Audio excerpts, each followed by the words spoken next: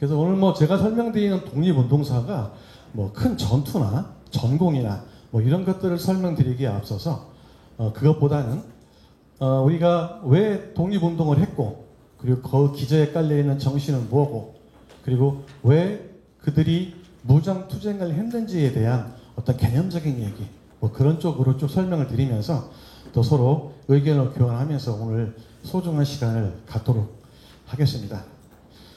자, 우리나라는 이렇게 되어 있죠. 우리나라 주변에는 일본, 그리고 중국, 러시아, 그리고 저 태평양 건너에는 미국, 그리고 유럽의 강대국과 함께하고 있습니다. 그 얘기를 드리는 이유는 우리 역사는 바로 이러한 강대국들, 그리고 주변국과의 관계를 무시할 수가 없죠.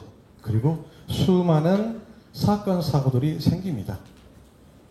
비근한 예로 최근에는 역사를 왜곡하는 그러한 집단들이 요소요소에서 활기를 치는 그런 모습도 보이지만, 우리 고대부터는 고구려, 백제, 신라, 고조선 수많은 우리의 민족의 나라들이 명멸하면서 수많은 사건, 사고들이 생깁니다. 그리고 근대에 와서는 제가 오늘 설명드릴 독립운동 관련된, 즉 일제가 우리를 침략해서 식민지화시킨 사건부터 말씀드리면 수많은 사건과 수많은 일들이 일어났습니다. 자, 그럼 우리는 누구의 눈으로 바로 이러한 사건들, 우리나라 주변에서 벌어지고 있는 사건들, 그리고 우리나라에서 벌어지고 있는 문제들, 더 한 발짝 나아가서 일제와의 관계를 어떻게 우리가 바라봐야 될 것 같습니까? 한번 질문 한번 드려볼까요? 여러분은 바로 제가 말씀드린 이러한 것들을 어떻게 바라봐야 한다고 생각하십니까? 즉, 누구의 시각으로 바라봐야 될 것 같습니까? 누구의 눈으로? 한번 자유롭게 한번 얘기해 보시겠습니까? 여러분들 역사를 바라볼 때 누구의 눈으로 바라봐야 될지 한번 고민해 보신 적이 있나요? 아마 대부분 분들이 우리의 시각으로 바라본다고 대부분 말씀하십니다. 근데 현실은 그렇지가 않죠. 그 예를 들자면 아직도 독도가 우리 땅이 아니라고 주장하는 학자들이 존재합니다. 그리고 아직도 일본의 친일 식민사관에 물들어 있는 자들이 아직도 있죠. 그리고 학교에서는 정상적인 교육이 이루어지지 않는 경우가 비일비재합니다. 바로 이러한 것들은 저는 생각했을 때 우리의 시각으로 역사를 바라보지 않기 때문에 생기는 저는 문제라고 생각합니다. 하지만 누구한테 물어봐도 대부분 분들은 우리의 시각으로 역사를 바라본다고 얘기하십니다. 근데 실상 하나하나 확인해 보면 실제는 그렇지 않다는 거죠. 자, 비근한 예로 이거 한번 들어보겠습니다. 지금도 우리 사회 교과서나 역사 교과에서는 바로 이러한 낱말들을 흔히 볼 수가 있습니다. 한번 볼까요? 진출, 서세동정, 개척, 대항해 시대. 자, 이거는 무엇을 얘기하는 걸까요? 한번 자유롭게 의견 한번 주시겠습니까? 이게 무엇을 뜻하는지. 침략. 그렇죠. 예, 침략, 즉지. 맞습니다. 오늘 여기 오신 분들은 진짜 정확한 우리의 눈으로 역사를 바라보고 계십니다. 하지만 왜 제가 이 말씀을 드리냐면 지금도 우리 교과서에는 제국주의들이, 즉 서양의 열강들이 아시아를 식민지로 만든 과정을 이렇게 미화해서 표현하고 있습니다. 실제 사회과 교과서나 역사 자료를 보게 되면 진출이라는 표현이 흔히 나옵니다. 지금도 국사편찬회에서 발간한 책을 보게 되면 바로 이러한 단어들은 쉽게 찾아볼 수가 있다는 게 우리의 현실입니다. 과연 이게 일제 36년 동안 우리가 침략을 받은 나라의 교과서에서 과연 이런 말이 타당한가요? 도저히 있을 수 없는 일이죠. 하지만 이것들은 지금도 엄연히 벌어지고 있는 게 현실인 겁니다. 자, 일제항쟁기 독립투쟁을 말씀드리기에 앞서서 우리가 병술국치를 어떻게 당했고 어떤 일이 있는지 한번 확인해 보도록 하겠습니다. 여러분, 1910년 경술국치를 당했죠. 우리가 치열한 전투를 해서 나라 뺏겼습니까? 그렇게 생각하시는 분. 우리가 치열한 전투를 치러서 일제와 전투 속에서 패배한 다음에 우리가 나라를 뺏겼냐? 아니죠. 붓 한 자루 조약에 의해서 나라가 송두리째 뺏겼습니다. 얼마나 말도 안 되는 사건이 우리 바로 근대에 벌어졌다는 겁니다. 제가 이 얘기를 왜 하냐면 근대에 벌어진 사건은 현대에도 벌어진다는 겁니다. 바로 그 점을 좀 이해해 주셨으면 좋겠습니다. 자, 볼까요? 1910년 8월 22일 우리는 마지막 어전회의가 열립니다. 청덕궁 대조전 흥복헌에서 마지막 어전회의에서 형식상의 경술국치 조약이 추인됩니다. 그리고 일주일 뒤 일반 백성들의 반발과 지식인의 반발을 무마하기 위해서 일주일 뒤에 공포하게 됩니다. 그게 바로 8월 29일이죠. 이때부터 공식적으로 한국은 일제의 식민지로 전락한 겁니다. 여러분 혹시 경술국치 조약문 한번 보신 적 있으세요? 이 조약문을 보시게 되면 일제가 앞으로 우리를 어떻게 다스릴지 그리고 어떻게 통치할지 백일하에 드러납니다. 한번 살펴보도록 하겠습니다. 자, 이게 1조 1항의 1조에 있는 내용입니다. 한번 보시겠습니다. 한국 전체의 일체의 통치권을 완전히 그리고 영구히 넘긴다. 자, 이 문장에서 뭐가 문제인 것 같습니까? 네. 어느 나라 조약에서 영구히 완전히 이러한 문구는 존재할 수가 없습니다. 더군다나 한 나라의 영토와 국민과 주권이 일제에 넘기는 수치스러운 그러한 상황에서 조약문에는 완전히 영구이라는 말도 되지 않는 문구가 기록되어 있다는 사실입니다. 지금도 여러분께서 인터넷에서 검색하시면 바로 확인할 수 있습니다. 자, 다음 거 볼까요? 3조, 4조. 자, 여기에는 어떤 내용이 있냐면, 자, 나라가 망했죠. 하지만 그 당시에 정치인들이었던 최고 운우번이었던 황제와 황실 가족에 대해서는 일제가 먹을 것 살 것을 보장해 주겠다. 이겁니다. 나라가 망했는데 백성들은 헐벗어서 일제에 의해서 굴욕을 당하고 목숨이 왔다 갔다 하는 상황에도 불구하고 당시 위정자들 가장 위에 있었던 황제와 그 가족들은 일제에 의해서 호의호식을 찰식해 주겠다는 겁니다. 기가 차지 않습니까? 자, 다음을 볼까요? 다음을 보게 되면 일제가 앞으로 우리 한국을 어떻게 통치하겠다는 통치 기법이 나옵니다. 5조. 여기에는 바로 친일파를 양성해서 그들을 통해서 한국인을 통치하겠다, 다스리겠다. 이러한 야욕이 숨어 있는 겁니다. 여러분 잘 아시겠지만 친일파는 일제 36년 동안 크나큰 피해를 줌과 동시에 해방 이후에도 엄청난 피해를 입혔죠. 그리고 지금까지도 친일파는 엄연히 살아서 우리 사회 곳곳에 암약하고 있습니다. 그것도 대를 이어서 바로 이것이 경술국치 조약문에 있는 내용입니다. 어떻습니까? 내용 들어보시니까 어마어마하죠. 한 나라와 나라 간에 맺어진 조약에서 일체의 권한을 영원히 넘긴다는 말, 나라가 망해도 그 당시에 책임져야 될 황제와 황실 가족들은 잘 먹고 잘 살게 해주겠다는 말, 그리고 한국을 다스릴 때 친일파를 양성해서 다스리겠다.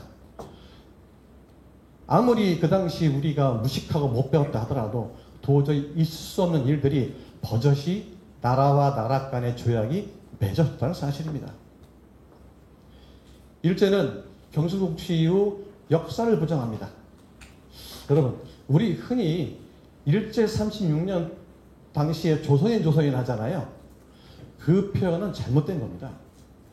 바로 여기에 그 내용이 나오는데, 일제는 대한제국이 1897년부터 1910년까지 존속했던 대한제국, 국가명이죠. 그리고 경숙치가 되자마자 일제는 대한제국을 없앱니다. 그리고 국호를 그 당시에는 한국이라고 불렀습니다. 대한제국을 줄여서 한국, 한국을 조선으로 바꿉니다. 그래서 역사 속에서 바로 한국이라는 것을 지워버립니다. 그래서 1910년 이후 모든 일제의 문헌에 보게 되면 다 조선으로 변기되어 있습니다. 그 이유는 나는 일본은 너희들의 역사를 인정할 수 없어. 뭐 대한제국을 인정할 수 없어. 그래서 깡그리 지워버립니다. 그러면서 조선이라는 명칭으로 통일하죠. 조선 600년 왕조가 끝나고 대한제국에 건국됐음에도 대한제국으로 바뀌었음에도 불구하고 일제는 그 역사를 부정한 거죠. 따라서 모든 문헌이나 명칭에서 바로 조선인, 조선국 하는 이유가 바로 거기에 있습니다. 그래서 저는 모든 글이나 책이나 강연에서 조선이라는 말을 쓰지 않습니다. 왜냐하면 그거는 일제가 만들어 놓은 역사 지우기의 일환이기 때문에 그렇습니다. 일제는 한국을 아주 독특한 방법으로 통치하기 시작을 합니다. 무당통치라는 말 들어보셨죠? 무당통치, 말 그대로 무력으로 통치하는 겁니다. 흔히 우리는 1919년 이후 문화통치를 했다고 하잖아요. 교과서에 이렇게 나옵니다. 근데 그건 심각한 역사 왜곡입니다. 절대로 일제는 1910년 이전, 1905년, 아니 그 이전부터 1800년대 말부터 1945년까지 한 번도 문화통치라는 것을 한 적이 저는 없다고 주장하는 사람입니다.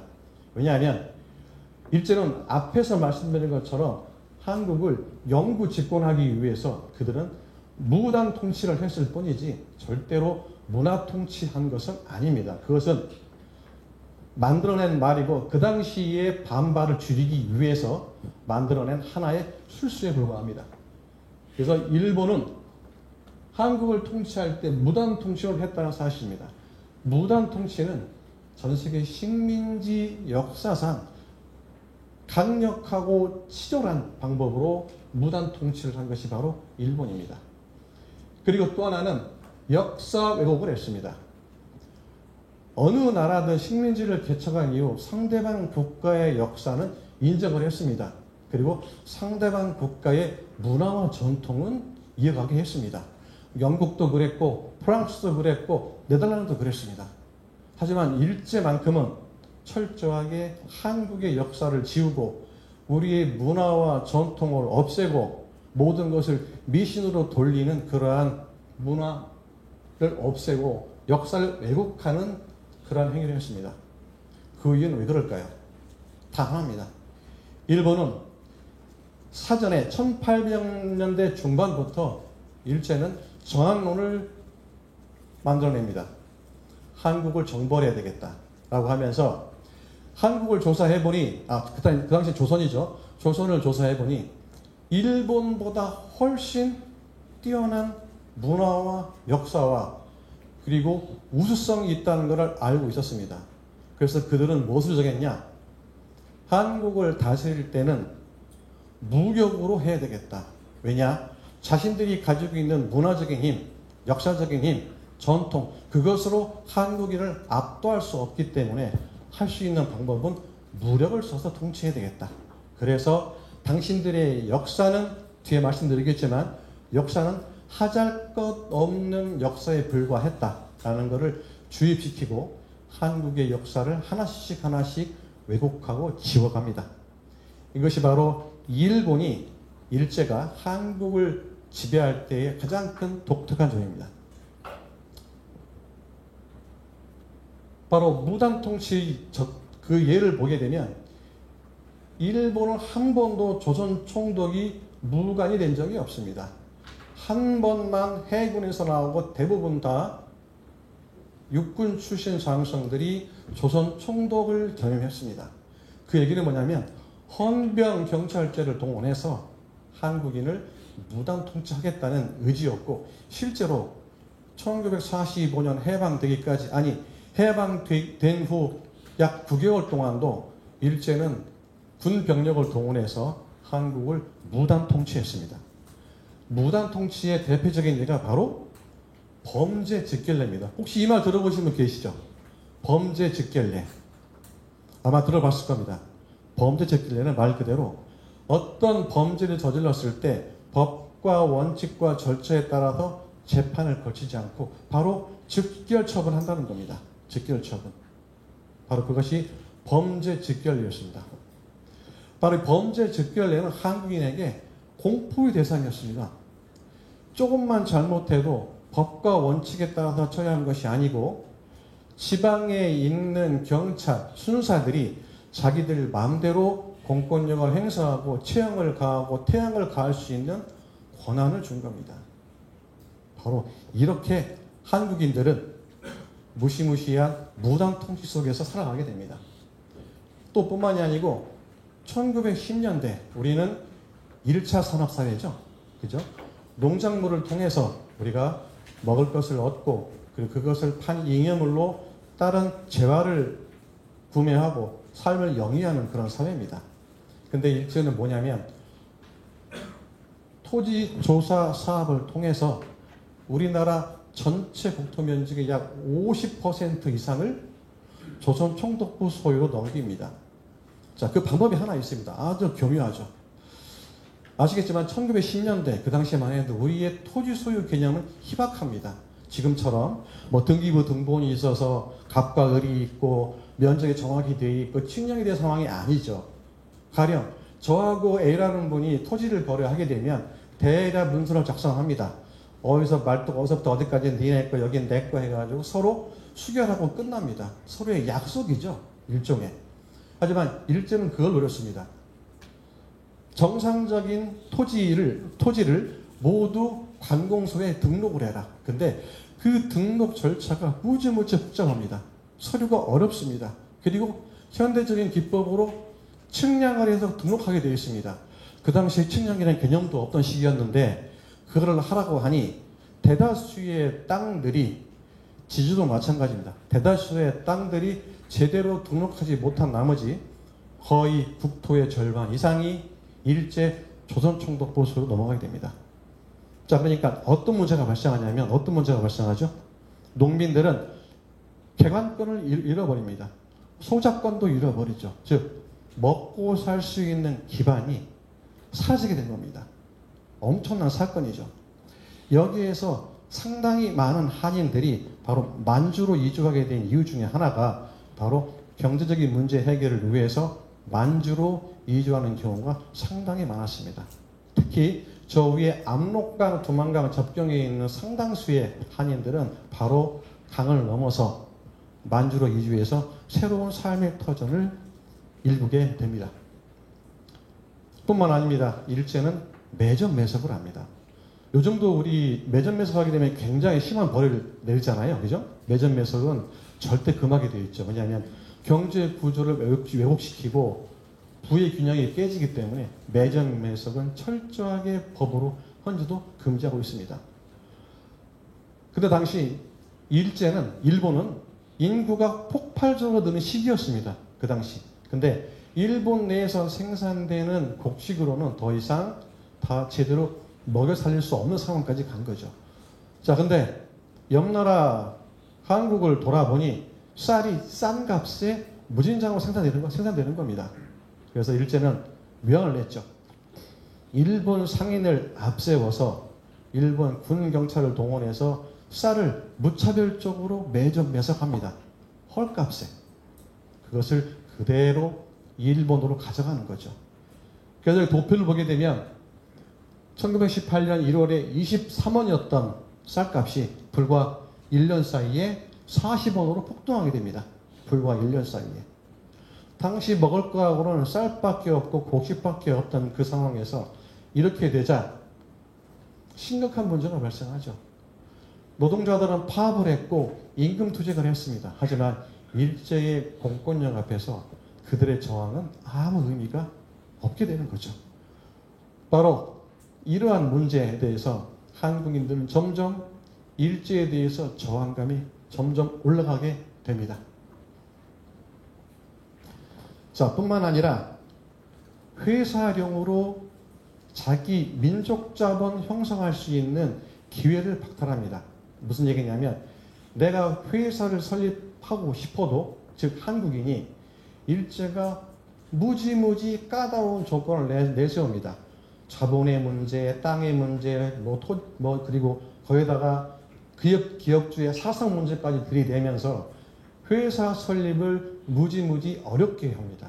결국 이유는 뭐냐면 민족 자본 형성을 어렵게 방해하기 위해서 한국인이 회사를 설립하는데 까다롭게 했다는 거죠.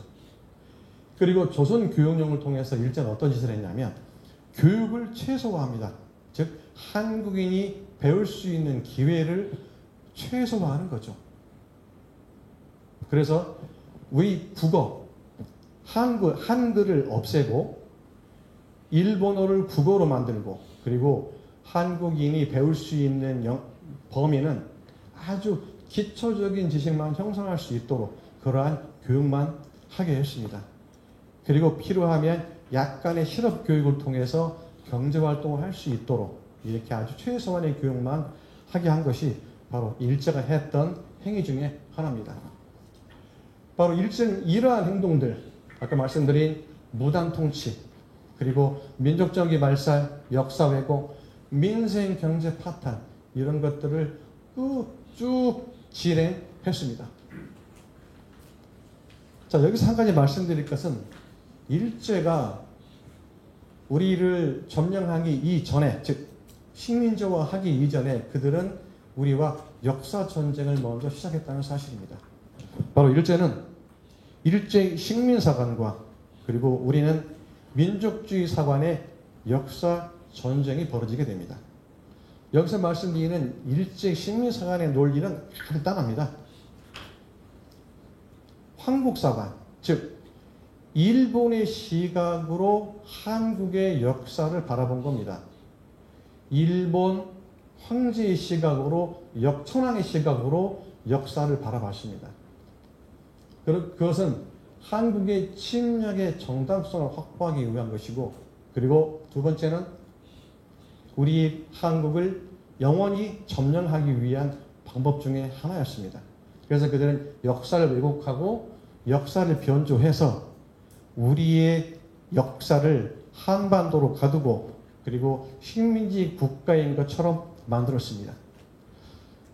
바로 일제의 식민사관이 심화되면 될수록 생기는 문제는 뭐냐면 우리 민족성의 상실입니다. 한번 생각해 볼까요? 우리의 말과 글을 잊어버리면 사고도 바뀝니다. 우리가 일본어로 생각하고 일본어로 공부하고 일본어로 말하면 우리의 생각도 바뀌고 우리의 행동도 바뀝니다. 우리가 미국에서 살면 미국 사람 되죠? 비슷합니다. 큰 차이가 없습니다. 이게 바로 민족성의 상실입니다. 우리는 그까지 한글이 뭐 중요한데 뭐 안 쓰면 어때? 일본말 쓰냐? 하지만 그것은 큰 착각입니다. 엄청난 문제가 발생하죠. 거기서 끝나는 것이 아니고 그들은 역사를 왜곡합니다. 한국의 역사는 원래 한반도 안에 있었던 역사다. 물론 뒤에 설명드리겠지만, 그래서 너희들은 한반도를 벗어난 적이 없는 약소 국가일 뿐이다 라는 것을 주입시킵니다. 그리고 그들은 말씀드린 것처럼 바로 이러한 것들은 한국을 영구적으로 지배하기 위한 하나 방법이었죠. 경수고치 조약문 1조에 나와 있는 말처럼 한국을 영구히 지배하기 위해서 그들은 역사 왜곡을 하고 식민주의 역사관을 펼친 겁니다. 하지만 우리 민주주의 사관은 이렇게 바뀌었습니다. 우리 역사를 우리 관점으로 바라봤습니다. 즉 중국의 중화 4대주의를 벗어버리고 우리 눈으로 역사를 바라본 바로 민족주의 역사관, 우리 민족 주체의 역사관으로 세상을 바라보게 됐습니다. 바로 이 민족주의 역사관은 일제로부터 독립하기 위한 사상적 기반이 됐습니다. 일제는 바로 이렇게 역사를 왜곡했습니다. 말씀드린 것처럼 한국사를 한반도, 단군은 존재하지 않았다. 단군은 허황된 이야기에 불과하고 만들어낸 이야기다. 너희들이 감히 만주 일대를 호령했다? 그것은 아니다. 너희들의 역사는 원래 이 반도에 갇혀 있었던 역사였다. 거기에 더 한반도의 북쪽은 한사군, 한나라의 한사군이 설치돼서 점령당했던 땅이었고, 그리고 남쪽은 일본, 고대 야마토괴가 임나일본부를 설치해서 다스렸던 땅이었다. 따라서 너희 나라는 대륙에 간 적도 없을 뿐더러, 그리고 한반도조차도 한나라와 야마토괴의 점령지였다. 그러니 너희들 역사는 존재하지 않는다. 바로 이것이 일제 식민사관의 핵심입니다. 바로 그런 것들을 왜곡하기 위해서 만든 단체가 조선사편수회, 그 다음에 그들이 했죠. 그리고 지금도 그들이 조선사편수회를 통해서 수많은 후학들이 양성이 됐겠죠. 그들은 지금 동북아 역사재단, 국사편찬위원회, 뉴라이트 계열의 수많은 학자들이 지금도 이 시간에도 우리나라의 여러 기관에 포진해 있는 게 현실입니다. 바로 일제의 식민사관은 단순한 한국 침략사관입니다. 바로 한국사관은 일왕을 주체로 만든 역사관이고, 반도사관, 한국의 역사를 한반도에 가두는 그런 반도사관으로 만들었고, 결국에는 이러한 것들은 임략의 일본의 침략 이론에 불과했다는 사실입니다. 하지만 우리의 지식인들, 우리의 선각자들은 여기에 민족주의 역사를 쫓아가면서 치열하게 싸웠습니다. 앞에 보시는 분들, 백암 박원식 선생, 석주 이상용 선생, 단재 신채호 선생, 무원 김경원 선생, 바로 이런 분들은 유학자였습니다. 그것도 아주 명망성 높은 유학자였습니다. 하지만 이들은 나라가 일제에 의해서 송두리째 뺏기자 자신이 그동안 배워왔던 유학을 되돌아보게 됩니다. 바로 중화주의, 사대주의에 매여져 있다는 사실을 알게 되죠. 그래서 그거를 과감히 버리고 민족주의 역사관, 즉 단군을 중심으로 한 우리의 역사를 하나씩 하나씩 찾게 됩니다. 그게 바로 민족주의 역사관입니다. 백암 박원식 선생은 이렇게 얘기했습니다. 국채는 비록 망했지만 국혼이 살아있으면 민족은 부활할 수 있다.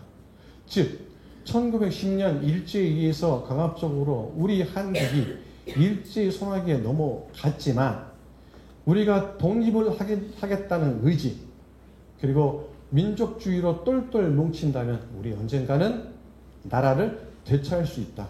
바로 이렇게 주장을 했습니다. 석주 이상용 선생은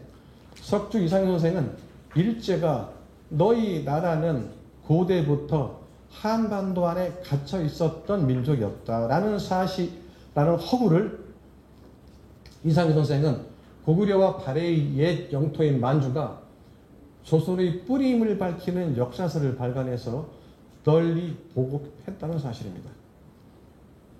단재 신채호 선생은 바로 이렇게 얘기했습니다. 일본과 서구의 제국주의에 맞설 우리 사상적 무기는 바로 민족주의밖에 없다. 즉 민족주의만이 우리를 일제로부터 독립할 수 있는 가장 큰 사상적인 무기다. 이렇게 역사를 했습니다.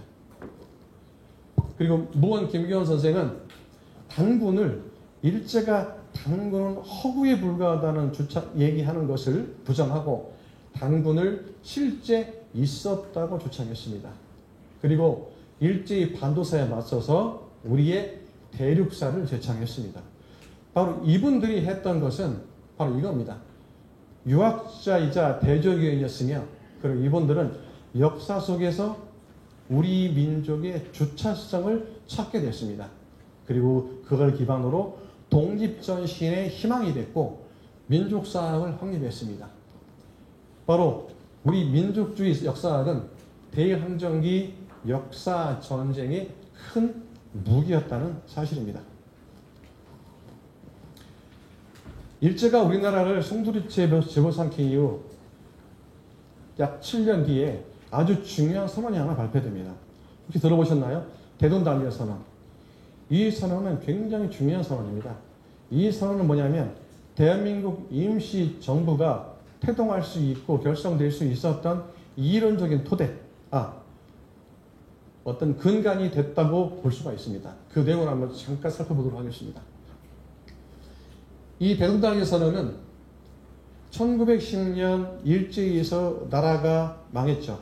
망한 다음에 그 순간에는 황제권이 소멸했다. 하지만 황제권이 소멸한 동시에 우리 민권이 발생한 때다. 그리고 구한, 즉 대한제국이 최종의 하루는 새로운 한국 최초의 하루다. 멋지지 않습니까? 굉장히 의미가 깊죠. 비록 1910년 일제에 의해서 대한제국은 멸망했지만 망하지 않았다. 다만 황제권만 사라지고 그 권리는 그대로 누구한테? 우리 백성한테 이양된 것이다. 바로 그것은 공화제를 얘기한 거죠. 그리고 한 번도 우리의 주권은 소멸되지 않고 계속 이어져 왔다. 그것은 영속성을 얘기한 겁니다. 바로 대동단결 선언은 바로 이러한 데 굉장히 큰 의미가 있습니다. 즉 나라가 망했으나 망한 것이 아니고 우리의 민중들이 공화제를 계속 이끌 것이고 권력은 계속 국민들에 의해서 이양돼서 계속 이어져 올 것이다. 바로 이런 중요한 선언을 한 것이죠. 바로 말씀드린 대로 이 대동단결 선언은 국민들에게 주권을 계승했다는 것을 강력히 역설했습니다. 자, 국내에서는 즉 복벽주의자와 그리고 공화주의자 이 두 그룹에 의해서 독립운동이 있었습니다. 복벽주의자는 말 그대로 기존의 황권, 즉 대한제국을 재건하자는 쪽이고요. 그 다음에 공화주의는 국민이 주권되는 나라를 건설하자 하는 그 두 부류들이 있었습니다. 하지만 이분들이 공통적으로 주장하는 것은 바로 대한 독립이었습니다. 즉 복벽주의자든 공화주의자든 이 두 부류의 모든 분들이 공통적으로 궁극적인 목적은 바로 대한 독립이었다는 사실입니다. 복벽주의의 대표적인 것은 바로 김상옥 선생의 종로경찰서 폭탄 투척 사건이죠. 일제의 간담을 소홀하게 했던 바로 그러한 사건이었습니다. 그리고 대동단결 선언이 나오자 또 1919년 2월에는 중국 길림성에서 대한독립선언이 발표됩니다. 그러면서 광복 후의 방어 이것들은 이 대한독립선언은 광복 후 공화정을 실시하겠다는 의지의 표명이었습니다. 그러니까 우리의 선조들은 1910년대 아니 그 전부터 공화정을 주창했다는데 굉장히 놀라웁니다. 그분들이 유학자였고 그리고 황권이 있음에도 불구하고 그들은 향후 지향해야 될 우리의 정치 체제는 국민이 주인되는 나라를 만들겠다는 생각이 오래전부터 있었다는 걸 우리가 알 수가 있습니다. 그리고 19년 1월 22일에는 고종 황제가 갑자기 승하하게 됩니다. 한국인 입장에서는 하늘이 무너지는 일이었죠. 복벽주의자든 공화주의자든 당시 왕이 승하한다는 것은 하늘이 무너지는 사건이었습니다.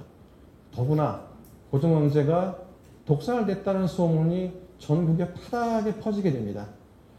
한국인들은 더욱더 분노하게 되죠. 감히 일본 너희들이 우리 왕을 독살해 도저히 참을 수가 없었겠죠. 그리고 2월 8일에는 일본 도쿄에서 한인 여학생 중심으로 도쿄 독립선언이 발표가 되죠. 드디어 3월 1일 날 3.1 혁명이 결행이 됩니다. 혹자는 이렇게 얘기합니다. 3.1혁명, 3.1 만세운동. 어떻게 표현하냐면 3.1운동은 우연히 누가 몇 명이 선동해서 그냥 일어난 사건이다 하는데 결코 그렇지가 않습니다.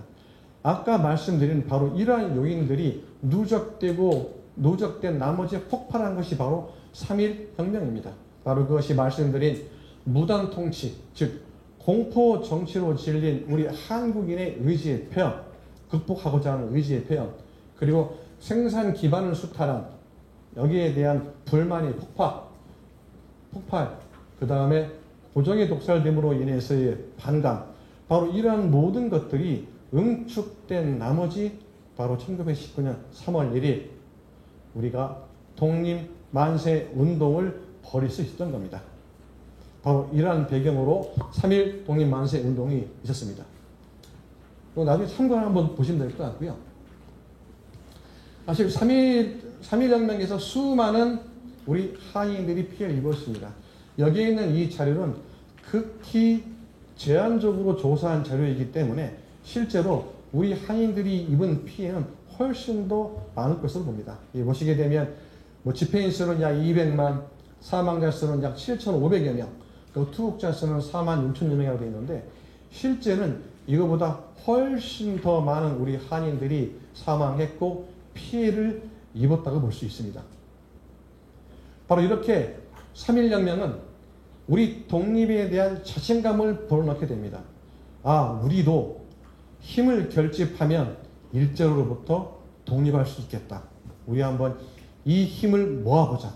바로 이러한 생각들이 팽배하게 퍼지게 됩니다. 그리고 3.1 운동은 피압박 민족, 당시 식민지 국가가 많았죠. 바로 피압박 민족의 독립운동에 큰 자극이 됐다는 사실입니다. 자, 근데 아이러니하게도 바로 3.1 혁명이 일어나기 바로 직전에 우리나라에는 약 8개의 정부 형태가 만들어졌다는 사실입니다. 그러니까 우리의 독립운동가들, 우리의 선각자들은 우리의 독립을 위해서 임시정부 형태를 8개씩이나 만들었다는 사실이죠.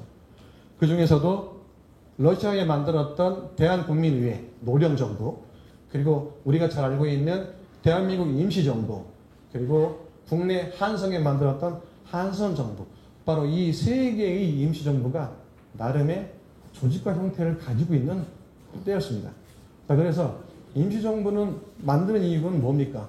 바로 독립운동의 구심점을 만들기 위한 거죠. 자, 그러기 위해서 세 단체가 하나로 통합합니다. 하나로 통합해서 바로 대한민국 임시정부가 상해 프랑스 조계지에 만들어지게 되죠. 이게 바로 1919년 4월 11일 정식으로 우리 임시정부가 태동하는 겁니다. 임시정부의 헌정을 보게 되면 바로 민주공화국이다. 모든 주권과 권력은 누구한테 나온다? 국민에게 나온다. 명백하게 기록되어 있습니다. 그리고 바로 이러한 임시헌정의 내용, 그리고 현재 헌법 전문에도 3.1운동으로 건립된 대한민국 임시정부의 법통을 계승한다라고 명확히 기록되어 있습니다. 즉 흔히 말하는 건국절 논란은 아무런 의미가 없는 억지에 불과한 거죠.